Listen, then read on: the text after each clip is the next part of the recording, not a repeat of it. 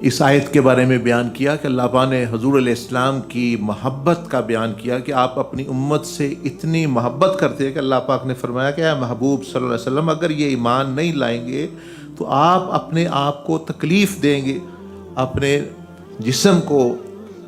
اور اس غم سے، یہ غم آپ کو ختم کر دے کہ بھی یہ ایمان نہیں لا رہے لوگ۔ تو اللہ پاک نے فرمایا بات یہ ہے اگلی آیت میں،